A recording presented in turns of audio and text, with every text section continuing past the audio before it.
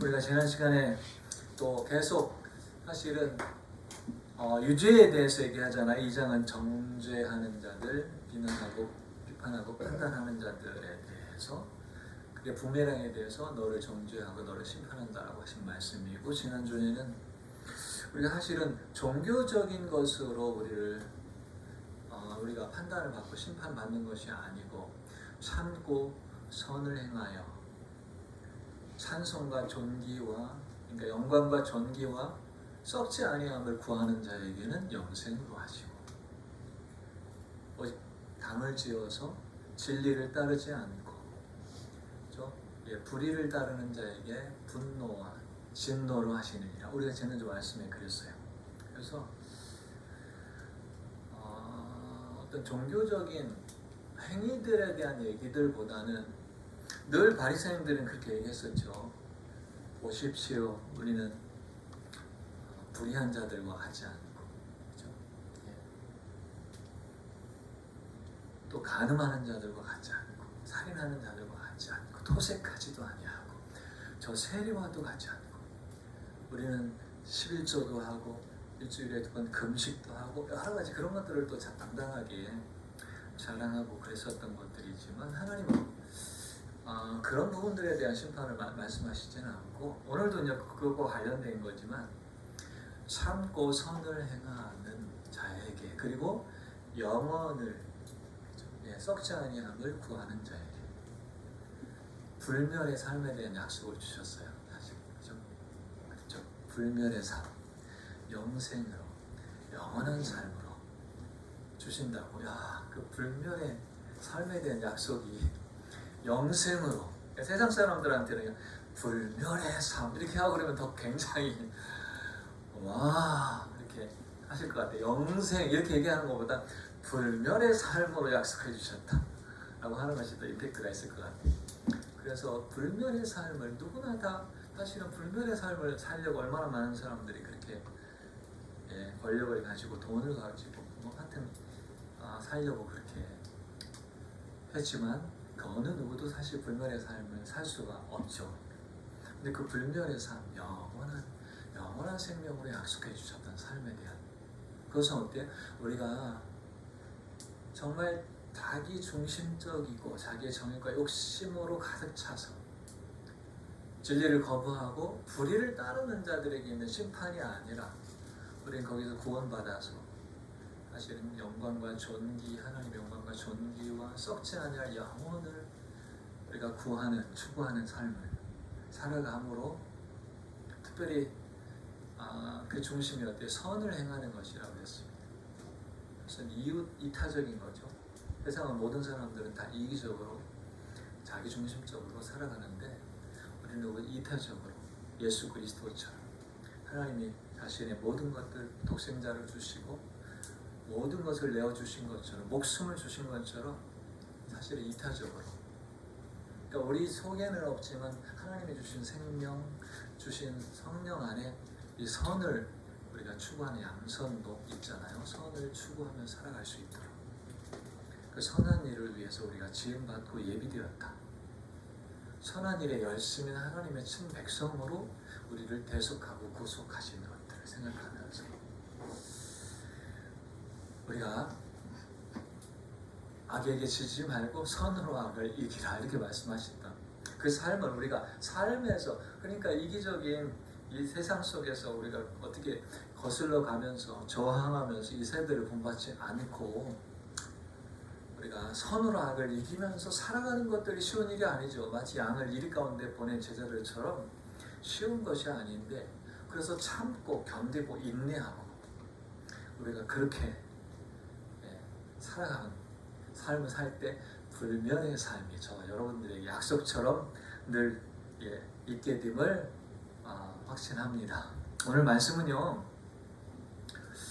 12절 말씀에 보면 그러니까 율법이 있느냐 없느냐라고 하는 것들, 이것은 이방인과 유대인을 또 분리하는 영역들 속에 계속 사실 13절부터 또 이어지고 있습니다. 그러니까 15절까지 16절까지 17절부터도 또 이어지고 있는데, 여기서 이제 제가 16절까지만 끊었어요. 그래서 그러니까 율법이 있고 범죄하는 거하고 율법이 없이도 범죄하는 거하고 중요한 것은 죄 짓고 살아가는 것, 범죄하는 것에 대한 얘기입니다. 그래서 율법 없이 범죄하는 자는 이방인들이죠. 그래서 14절에는 반대, 율법 없는 이방인이 율법의 일을 행하는 14절은 그렇게 대조적으로 나와 있어요. 근데 율법 없이 범죄한 자는 앞에서 우리는 1장 18절부터 32절까지인가요? 마음에 하나님 두기를 싫어해서 결국은 그 상실한 마음대로 내버려 두셔서 온갖 불의, 죄 아래서 살게 하셨잖아요. 그러니까 진리를 따르지 않고 불의를 따르는 무리들처럼. 그래서 율법 없이 그들은 어때요? 망한다. 진노, 심판 있을 것이다 라고 앞에서 얘기했던 것처럼. 그러나 율법이 있고 범죄한 자는 똑같아요. 율법이 있어도 사실 유대인들은 율법을 가지고 있다고 자랑하는 자들이었었거든요. 율법의 놀라운 율법을 통해서 하나님의 뜻을 깨닫고 더 깊이 그래서 진리를 알고 우리는 빛 가운데 있고 그래서 우리는 소경이 아니고 그래서 우리는 그런 사람들 사실은 율법이 없는 사람들 무지한 사람들 소경 같은 사람들 어둠 가운데 있는 사람들을 인도하는 자들이라고 얘기도 하고 그러면서 그래서 23절에 이렇게 얘기하고 있습니다. 율법을 자랑하는 너희들이 율법을 범하느냐 이렇게 얘기를 합니다. 그래서 인도자고 선생이라고 그리고 우리는 빛 가운데 있는 자들이라고 하는데 너희 그 어리석은 자라고 하는 이방인들에게 너희가 그렇죠? 하나님을 욕되게 하느냐 뭐 이렇게 말씀을 하고 있는 부분들이 있죠. 뒤에 보면 23절 24절. 그래서 율법이 있음에도 불구하고 범죄하는 자는 결국은 무엇으로 심판을 받아요? 율법을 가지고 있으니까 율법으로 말미암아 심판을 받느니라 이렇게 말씀을 하고 있습니다. 그래서 결국은 어때요? 범죄한 자는 죄 때문에 심판을 받게 되는 것이구나. 유죄에 대해서 얘기를 하고 있어요. 결국은 계속해서 왜 하나님의 의라고 하는 율법이 아닌 하나님의 의, 율법으로 말미암지 않은 하나님의 의, 이 구원에 대한 의, 예수 그리스도의 십자가를 통한 의죠. 그래서 그 구원에 대한 하나님의 의가 왜 필요하냐라고 하는 것들을 사실은 1장 18절부터 2장까지 계속 얘기를 하고 있잖아요. 그래서 죄를 그냥 넘기시지 않고 죄 때문에 결국은 심판하시는 율법이 있는 이방인, 없는 이방인이나 율법이 있는 유대인이나 결국은 율법 없이 망하고 율법으로 말미암아 심판을 받게 됩니다. 13절 볼까요? 연계돼서 13절 보기 전에 14, 15절하고 연계해서 볼게요. 그러니까 율법 없이 범죄한 자는 율법 없이 망하지만 그러나 14절에는 이렇게 얘기하고 있습니다. 율법 없는 이방인이 본성으로 율법의 일을 행할 때에는 이 사람은 율법이 없어도 자기가 자기에게 율법이 되나니 이런 이들은 그 양심이 증거가 된다고 그랬어요. 양심이 증거가 되어 그 생각들이 서로 혹은 고발, 소송하며 혹은 변명하여 그 마음에 새긴 율법의 행위를 나타내느니라. 그러니까 율법이 없다고 그래서 무조건 범죄하고 죄짓고 그렇게 살아가는 것들은 사실은 아니에요. 그러니까 하나님을 알만한 것을 보이셨다. 1장에 우리가 얘기하잖아요. 그건 뭐예요? 외적으로는 창조하신 모든 만물을 통해서 하나님이 그의 능력과 하나님에 대한 것을 계시죠. 나타내 주셨어요. 창조주 하나님이 계시구나 라고 하는 것들을 나타내 주셨는데 외적으로만 아니라 어때요? 내적으로 오늘 이 말씀에는 내적으로 마음에 새긴 율법이라고 표현했어요. 양심이라고 하는 것들 양심 그래서 마음에 새긴 율법이라고 표현을 했던 15절에 양심이 증거가 된다라고 얘기를 하고 있습니다. 그래서 핑계할 수 없다라고 얘기했어요. 그래서 양심은 마음에 새긴 하나님의 율법이다. 율법이 없지만 내적으로 하나님이 계신 그래서 이방인이 하나님의 율법이 없이도 자신 안에 양심이 율법의 일을 행한다라고 얘기하고 있습니다. 그래서 사람은 자신의 양심을 어떻게 양심에 따라 살 수도 있고 양심에 거슬러서 살 수도 있어요. 양심을 어기고 그릇되게 만약에 그런데 계속 살아간다면 우리가 아는 것처럼 계속 양심이라고 하는 것이 제대로 있다면 자책이 되지 않겠습니까? 예. 마음을 찌르고 괴롭게 하고 그것이 나를 정죄하고 이 죄책감이라고 하는 것들은 우리가 창세기에 보면은 요셉의 형제들을 보면 또 알 수가 있어요. 그래서 요셉의 형제들이 20년이 지나서 나중에 애굽에서 요셉 앞에 서게 됐을 때 그 마음이 어때요? 계속 자기 동생에게 했었던 그 자책에 대한 마음이 계속 속에 남아있는 거예요. 20년이 지났는데도 불구하고. 많은 사람들은 그래요. 죄를 짓고 뭐 살인이든 아니 뭐 해서 도망자로 살아가는 사람들의 삶이 얼마나 비폐한지. 왜요? 그게 계속해서 그러니까 자유하게 살 수 없게 올가매는 것처럼 그렇다고 그랬으면 찌르고 괴롭게 하고 정죄하고 양심 마음에 새긴 율법이 잘못된 길로 가고 있구나 라고 하는 것들을 어떻게 보면 경고음을 울려주는 거나 같은 것이 양심입니다. 양심. 근데 양심이 망가지면 어떻게 돼요? 양심에 화인 맞았다. 무감각해진 감각이 없어져요. 잘못하는 것들도 잘못하는 거 깨닫지도 못하면서 선악을 분별하는 능력이 작동해서 바른 길로 인도하려고 하는 이 잘못됐어 하고 경고음을 울려주는 옳은 길로 가게끔 바르게 하게끔 하는 내적 율법, 마음에 새긴 율법이라고 하는 것입니다. 그래서 이렇게 표현할 수도 있어요. 영혼의 내비게이션이다 라고 할 수 있어요. 그래서 우리가 보통 교통법규 하는데 80km로 운행을 해야 되는데 만약 속도를 지키지 않으면 내비를 켜면 어떻게 합니까? 속도를 거기에 딱 세팅이 되어 있어요. 각 구간마다 50km, 50km, 80km, 80km 구간마다 그런 것들이 다 되어 있잖아요. 근데 속도를 지키지 않으면 찡찡찡찡 하면서 아주 경고음이 울려주거든요. 왜요? 속도를 안 지키고 가고 있으니까. 그렇죠? 잘못 가고 있으면 어때요?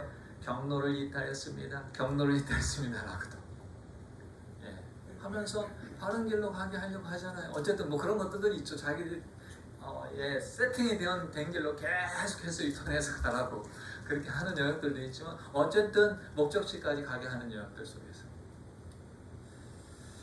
그죠? 바른 길로 가도록 안내하는 영혼의 내비게이션이 양심이다라고 생각합니다.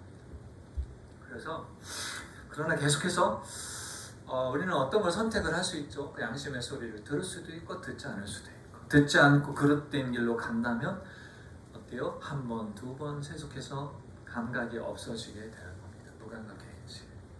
양심이 더 이상 그 사람을 인도해 주지 않죠. 왜냐면 그것을 따르지 않으니까 선악을 분별할 수 있는 감각이 없어져서 상실하게 되고 의에 대해서는 냉담해지고 무감각해지고 올바른 것에 대해서는 의식이 없어지고 의에 대해서는 의식이 없어지고 이제 그는 계속해서 어때요? 자기가 원하는 대로 불경건함에 속해서 행하게 돼서 나중에 사실은 1장 18절부터 32절에 나와 있는 정죄, 심판을 당하게 되는 것이죠. 그래서 앞에 우리가 배울 때 뭘 배웠어요? 고집과 회개하지 아니하는 마음을 따라서 하나님이 진노의 날, 은밀한 것들을 심판하는 날이라고 표현했는데 이 고집과 회개하지 않은 마음 할 때 이 고집이라고 하는 단어에서 동맥경화라고 하는 단어의 어원이 거기서 나왔다라고 지난 시간에 얘기를 나눴던 것 같아요. 그러니까 동맥경화 혈이 막히는 거죠. 계속 쌓여서 다른 것들이 피가 제대로 흘러가지 못하도록 계속해서 쌓이고 굳어져서 결국 어때요? 막히고 그러면은 어떻게 됩니까?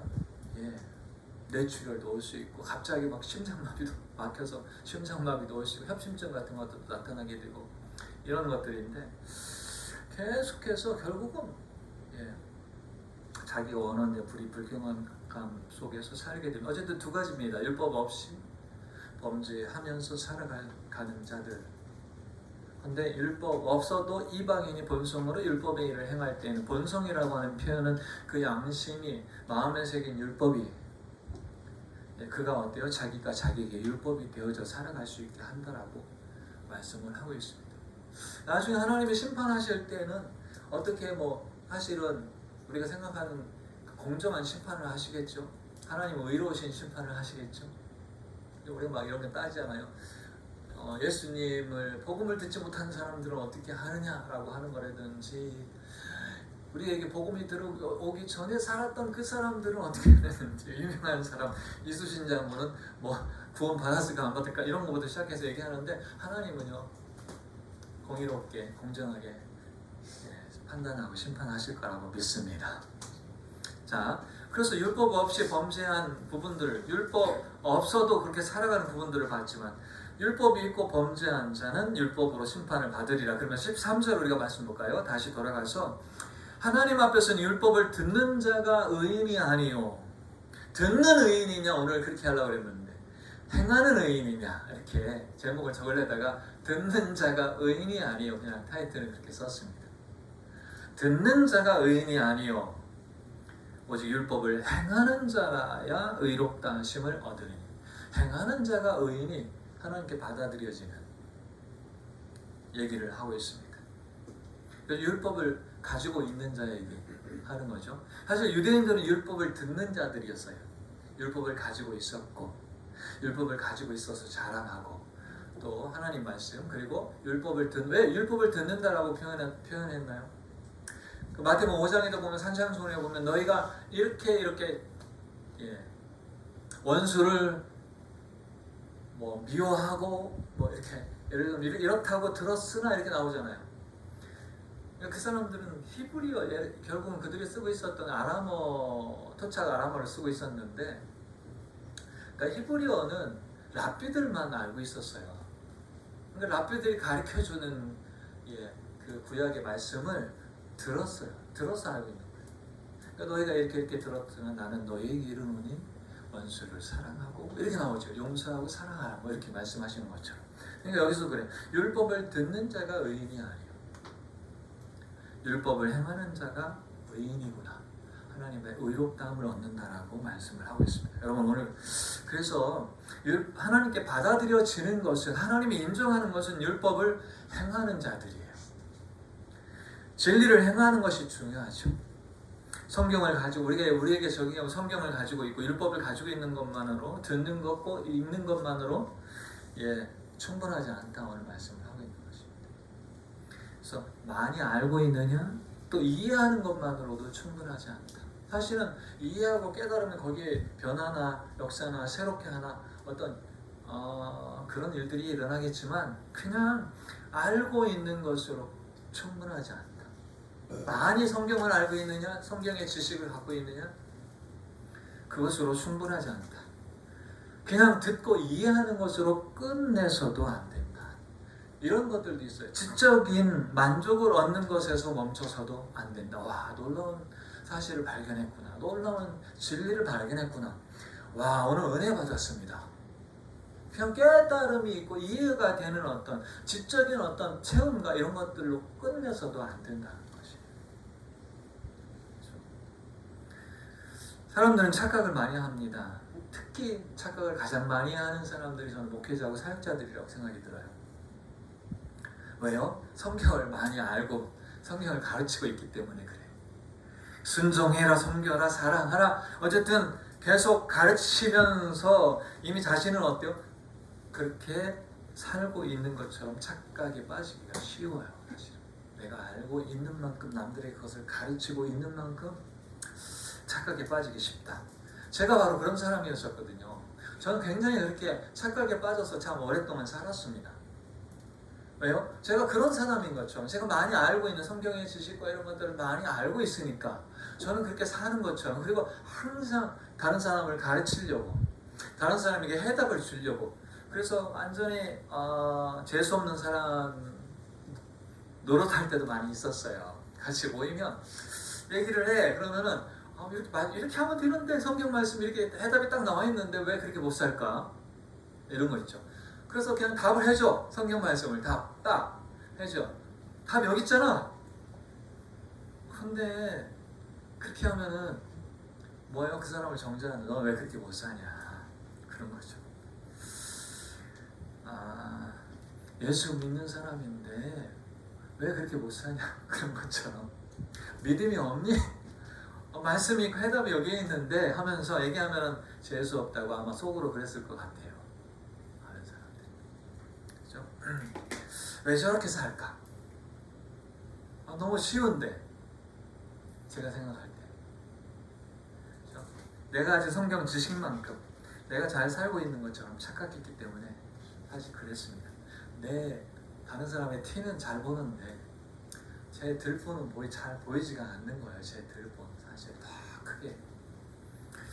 그래서 야고보 3장 1절에 보면 선생님자들아 너희가 많이 선생되지 마라. 왜요? 선생님자들을 많이 알고 있는 사람들은 그래서 많이 가르치지만 사실 알고 있는 만큼 어때요? 더 많은 더 큰 심판이 선생들에게 있다고 얘기를 하고 있거든요. 더 큰 심판을 받게 돼요.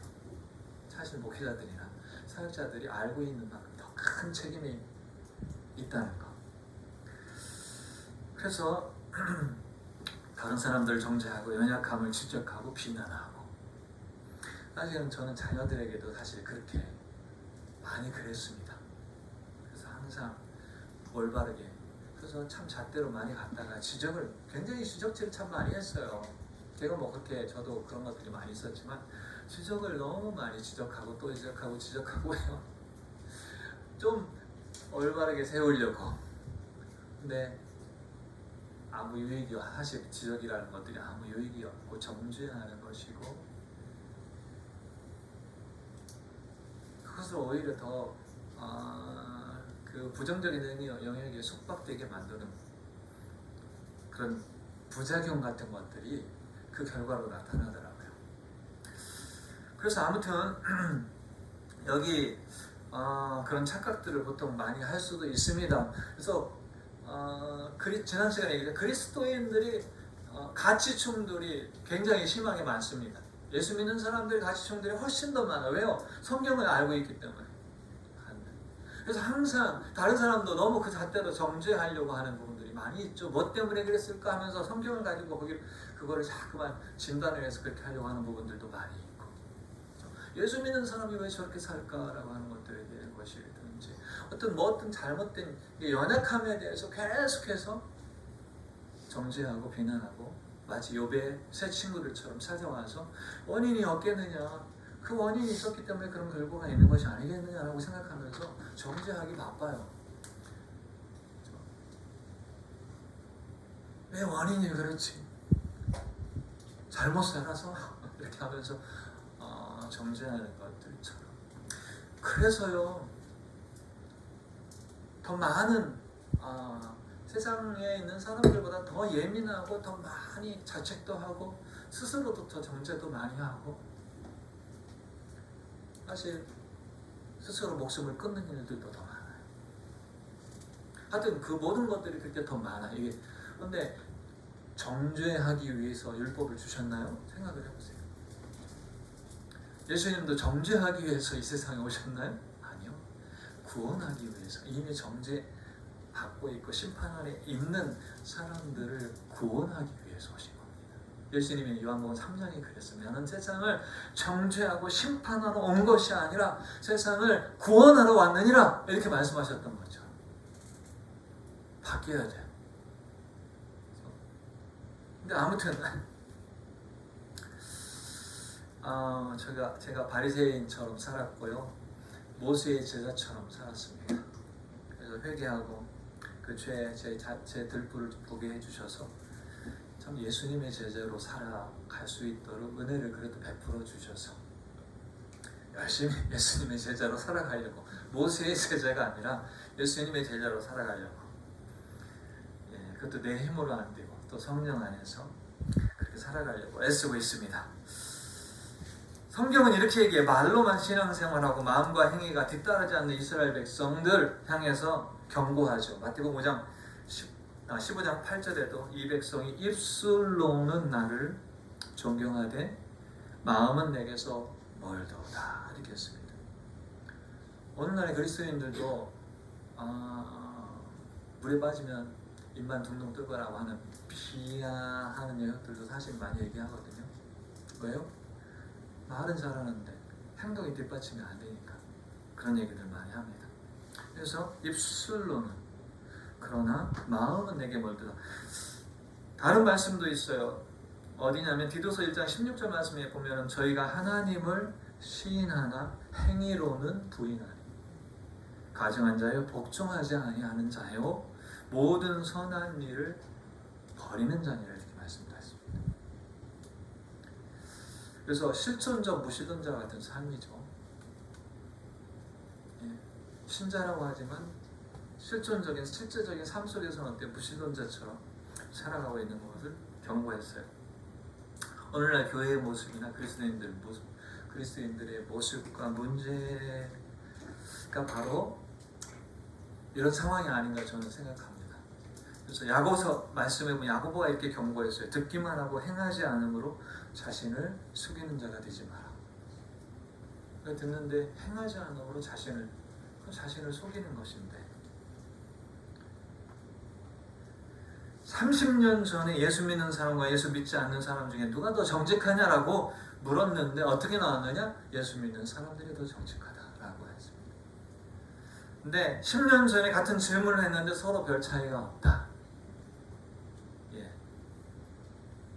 기윤실에서 통계 자료. 요즘엔 같은 질문을 하면 오히려 예수 믿는 사람들이 더 부정직하다라고 답변을 합니다. 그래서 2020년 2월 27일에 기윤실을 주관으로 해서 통계 여름조사에 발표한 통계가 마찬가지더라고요. 한국 교회의 사회적 신뢰도는 19%라고 2026년도에. 그래서 5명 중에 4명은 기독교에 대해서 교회에 대해서 불신하고 있는 것입니다. 5명 중에 1명만 신뢰하는 겁니다. 가장 신뢰하는 종교조사 꼴찌가 기독교라고. 이유는 어떤 이유겠습니까? 말과 행동의 불일치다. 말로는 사랑 정직을 외치지만 실제 삶에서는 부도덕하고 남에 대한 배려도 없고 독선적이고 더 이기적이다. 이런 공공의 이익보다는 자기 자신의 이익, 교회의 이익을 앞세우는 태도라든지 사회적 약자를 돌보는 공공성보다는 집단 이기주의 성향이 강하다. 이런 자료들, 이런 이야기들이 불신하는 이유들이었습니다. 참으로 가슴 아픈 현실이죠. 우리의 자화상이죠. 사실은 빛나시고 영원한 진리의 말씀, 하나님의 말씀과 진리를 가지고 있고 그 진리를 외치고 세상에 비치고 소금이라는 사명을 받은 그리스도인이고 교회라고 하는데 어떻게 이 지경이 되도록 타락하고 부패했을까? 그래서 맛을 잃은 소금처럼 아무 쓸모없어 밖에 버려진 상태, 그냥 짓밟히는 상태, 그냥 호구처럼 그냥 항상 언론이나 이런 걸로 까면서 짓밟히는 게 한국 교회 아니에요? 기독교라고 하는 것이다라고 합니다. 마음 아프기도 하고 속상하기도 하고 화가 나기도 하고 이보다 더 수치스럽고 부끄러운 일이 어디에 있을까라고 생각하면서 이대로 되겠습니까? 이대로 안 되겠죠. 이대로 안 되겠죠. 은혜라는 것을 너무 악용하고 있지는 않으니까. 그래서 야고보의 경고처럼 행함 없는 믿음은 죽은 것이니라 라고 하는 경고의 메시지도 우리는 좋은 얘기가 아니라 경고의 메시지도 같이 성경은 항상 경고의 메시지를 주시거든요. 그래서 오늘 저도 그래요. 오늘 말씀 좋았고 은혜 받았습니다 하고 그런 것으로 만족하는 것이 끝이 아니고 거기서 멈추면 아무런 일도 일어나지 않고 변화와 성장도 없고 듣기만 하고 행하지 않으면서 자신을 속이는 자로 살 수밖에 없는 거라고 생각합니다. 유죄죠. 조금만 더 제가 말씀을 드리고 싶어요. 그냥 가볍게 넘기는 게 아니고 예수님도 말씀을 가르친 후에 행하지 않는 자들에 대해서 너희가 나를 불러 주여 주여 my Lord my Lord 하면서도 어찌하여 내가 말하는 것을 행하지 아니하느냐. 행하지 않는 것을 책망했죠. 말씀을 듣고 행하지 않는 그 사람에 대해서 산상소문을 열심히 얘기하고 결론은 어떻게 해요? 나의 이 말을 듣고 행하지 않는 자는, 들어도 행하지 않는 자는 모래 위에 집을 지은 어리석은 자와 같다. 그래서 바람이 불고 비가 오고 홍수가 나면 그 무너짐이 심하리라 라고 책망하셨습니다. 이대로 하면 안 되죠. 그런 경고 메시지들도 우리가 잘 들어서, 경고는 왜 있어요? 경고를 무시하고 계속 하다 보면은 상품백화점이 무너지고 성수대교가 무너지고 뭐 여러 가지 안전 영역들 속에서 막 문제들이 일어나는 것은 뭐겠어요? 경고를 듣지 않기 때문에, 무시하고 살아가기 때문에 그런 거 아니겠습니까? 그래서 마치 영적 동맥경화증 같이 무감각해지고 무뎌져서 사실은 그렇게 살아가고 있는 이야기들도 많습니다. 그리고 고집, 회개치 않냐는 마음을 따라서 마지막 날 심판이 있으리라 얘기를 합니다. 이 유죄에 대한 죄는 그냥 하나님께서 허용해 주는 영역들이 아니라고 하는 거죠.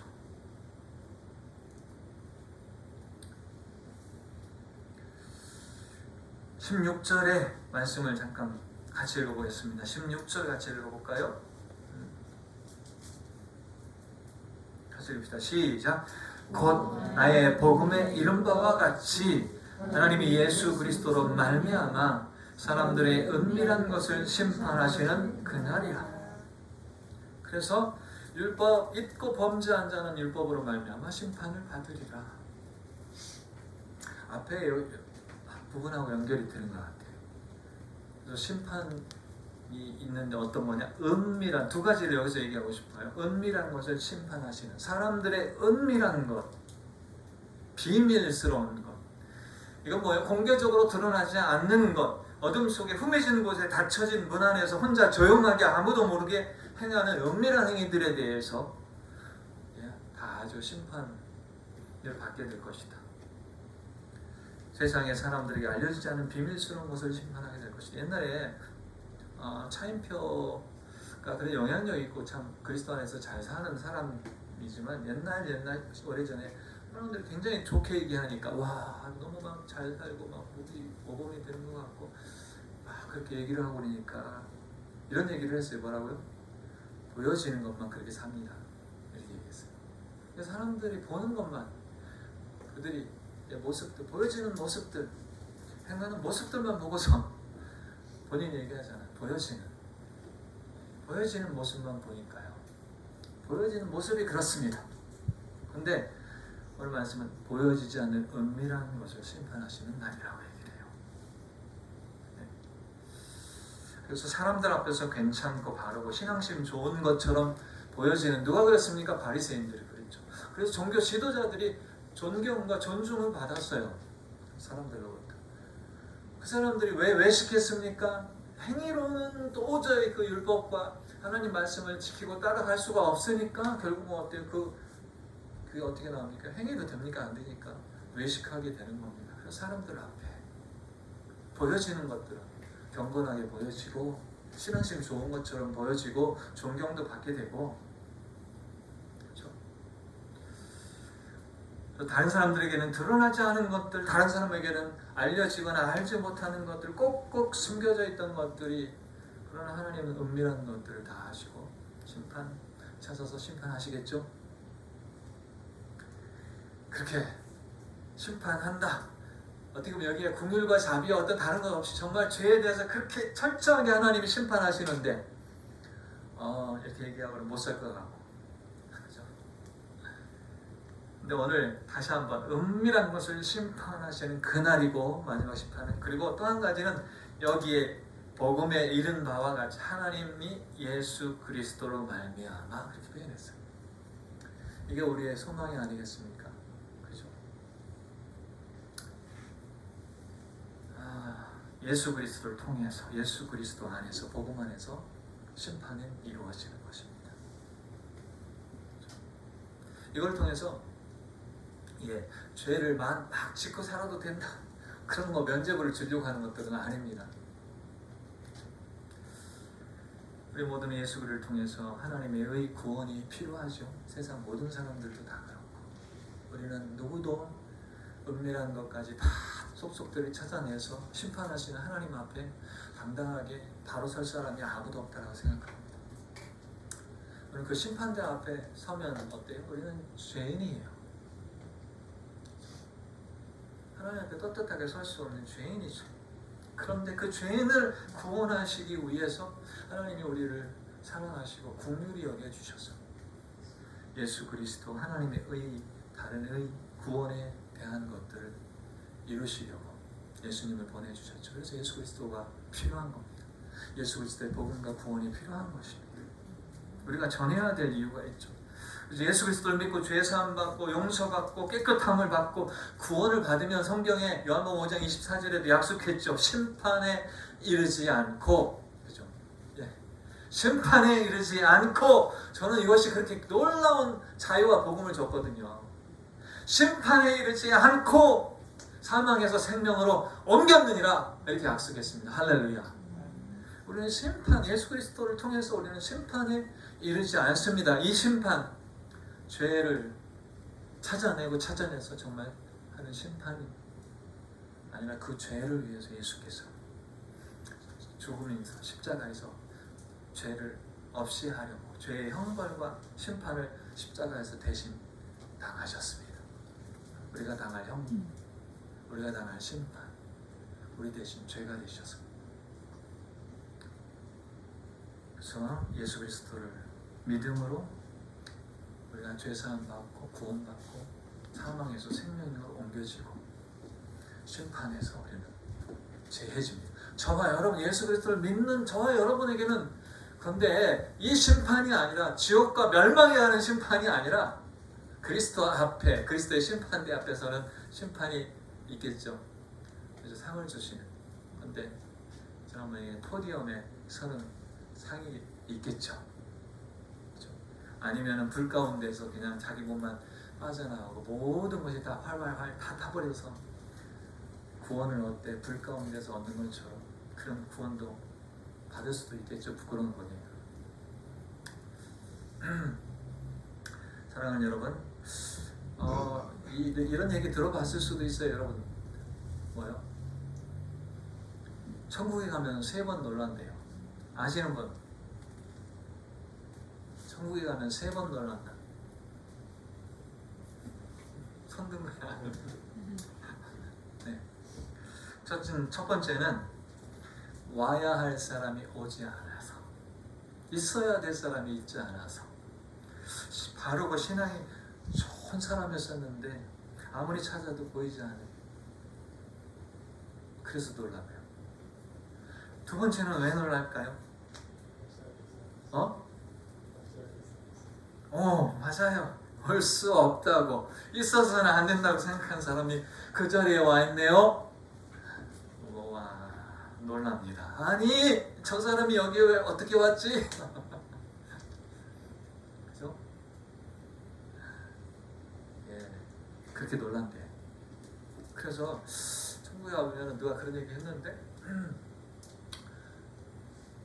예수님과 가장 가까이 있는 사람들을 막 둘러보면 유명하고 다 아는 사람들 어디 있나 찾아보는데 앞쪽에 하나도 없고, 사실은 모르는, 진짜 분명 모르는 사람들이 예수님과 특별한 가까이에 다 있고 보이지 않는다, 이런 얘기도 합니다. 세 번째는 왜 놀랄까요? 그런데 내가 이런 자리에 와 있어요. 중요한 거는 바로 내가 그곳에 와 있어서, 나 같은 사람이 와 있어서, 와, 나도 여기 와 있구나. 은혜지요? 예, 은혜죠. 그래서 놀랍니다. 내가 와 있어서 놀랍니다. 네, 정말로 예수 그리스도의 은혜가 아니면 갈 수가 없죠. 예수 그리스도의 공로가 아니면 불가능하죠. 그 은혜를 받은 저와 여러분들이 오늘 다 죄로 유죄의 심판 아래 있는 우리를 구원해 주신 그 은혜를 생각하면 주님이 이렇게 얘기해요. 이제 구원받은 하나님의 자녀가 되고, 우리 영혼의 목자 되신 주님 앞에 우리는 양같이, 주님은 그래서 내 양은 내 음성을 들으며 저희는 나를 따르느니라. 그렇게 말씀하셨어요. 그래서 구원받은 우리는 주님의 음성을 잘 듣고 주님을 따르는 참된 주님의 제자로 잘 살아가야 되겠다. 주의 말씀 앞에서 주님을 경외하며 이 진리와 복음을 증거하고 계속해서 우리를 구원해 주신 죄 없이 거룩하게 해주신 그 거룩함으로 우리가 승리하는 저와 여러분들이 되기를 주의 이름으로 축원합니다.